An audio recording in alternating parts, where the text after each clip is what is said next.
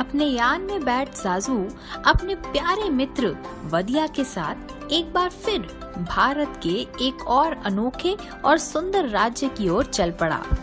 जैसे ही वो थोड़ी दूर निकले, तभी जाजू की नजर नीचे पड़ी। नीचे समुद्र देखकर जाजू हैरान रह गया। ये क्या है वदिया, इतना सारा पानी? हाँ मेरे दोस्त, ये है अरब सागर। महाराष्ट्र की राजधानी मुंबई इसी के किनारे है। चलो हम महानगरी मुंबई घूम ही आते हैं। महाराष्ट्र की शुरुआत उसकी गर्मी की राजधानी से करते हैं। गर्मी की राजधानी मतलब?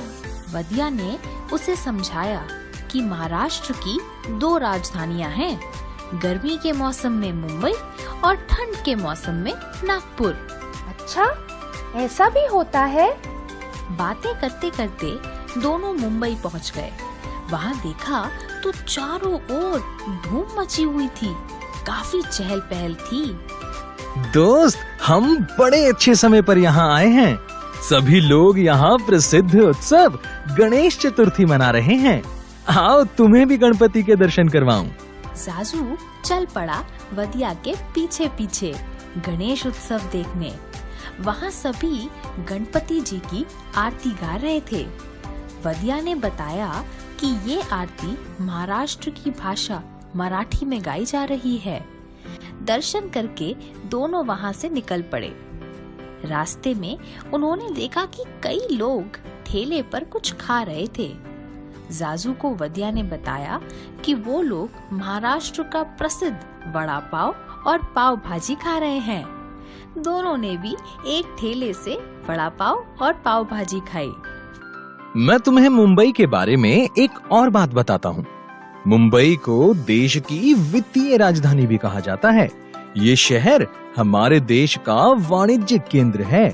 भारत की जान है मुंबई, तभी तो यहाँ फिल्मी दुनिया के सभी सितारे रहते हैं।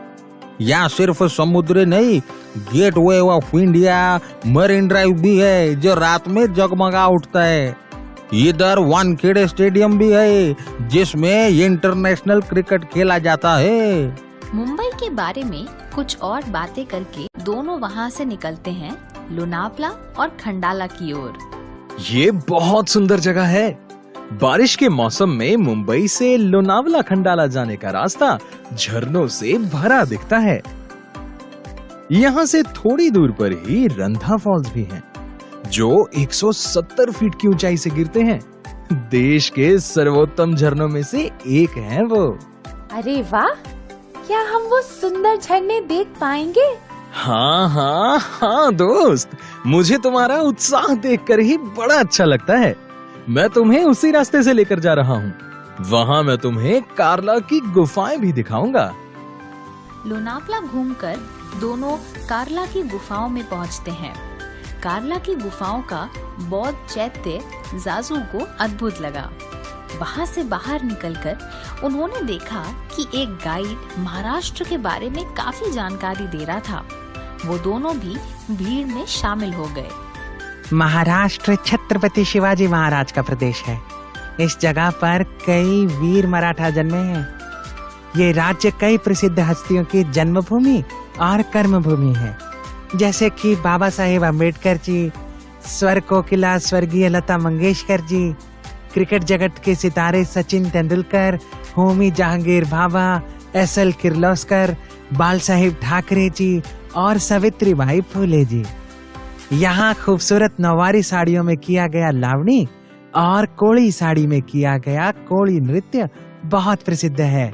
यहाँ का गेटवे ऑफ इंडिया हो या एलिफेंटा की गुफाएं, सिद्धि विनायक मंदिर हो या यूनेस्को विश्व धरोहर अजंता एलोरा की गुफाएं, कोल्हापुर की चप्पलें हो या जेवर, या फिर कपड़ों और घरों के बाहर बनाई जाने वाली कलाकृति हो, यहाँ की हर चीज बेहतरीन है। यहाँ का मुरुड जंजीरा एकमात्र ऐसा ऐतिहासिक किला है जो एक टापू पर है और जिसको कभी भी जीता नहीं जा सका था। वाद्य यंत्र सितार और तानपुरा भी महाराष्ट्र के शहर मिराज में कई सालों से बनाए जाते हैं। वाह वदिया, ये तो बहुत ही महत्वपूर्ण राज्य है। मेरा दिल कहता है कि मैं यहीं रुक जाऊं। जरूर दोस्त, नेकी और पूछ पूछ। मैं तुम्हें महाराष्ट्र की एक और बात बताता हूँ। ये राज्य तिलहनों का प्रमुख उत्पादक है और मूंगफली, सूरजमुखी, सोयाबीन यहाँ की प्रमुख तिलहनी फसलें हैं। यहाँ विभिन्न प्रकार के फल जैसे आम, केला, संतरा, अंगूर, काजू आदि की फसलें भी उगाई जाती हैं। देश की प्रमुख नदियों में से एक गोदावरी नदी भी महाराष्ट्र में ही है। मैंने इस पुस्तक में पुणे के बारे में पढ़ा। क्या तुम जानते हो वदिया, पुणे शहर पूरब का ऑक्सफोर्ड कहा जाता है। पढ़ाई और कला में संपन्न है। जहाँ महाराष्ट्र अपने वैज्ञानिक और परमाणु संस्थानों के लिए जाना जाता है, वहीं कला और साहित्य में भी ये बहुत ही आगे है। अरे वाह जाजू, तुम तो पुणे के बारे में बहुत कुछ जानते हो। बातें करते करते दोनों अपने अगले पड़ाव पर पहुंच जाते हैं। वहां से उनका अगला पड़ाव था लोनार झील। लोनार झील भी एक अजूबा झील ही है, जिसका पानी नमकीन है। ये झील बनी थी कई हजार साल पहले कुछ उल्का पिंडों के टकराव से। अभी हाल ही में इस झील का पानी गुलाबी हो गया था। क्या कह रहे हो ये वदिया? हाँ बिल्कुल सच, तुम खुद ही देख लेना। थोड़ी ही देर में दोनों लोनार की सुंदर झील के किनारे खड़े थे। झील के पास कुछ समय बिताकर दोनों अपने आखिरी पड़ाव मेलघाट के टाइगर रिजर्व पहुंच जाते हैं। जाजू बाघ देखने के लिए उतावला हो जाता है। जल्दी चलो वदिया, मुझे टाइगर रिजर्व के अंदर जाना है।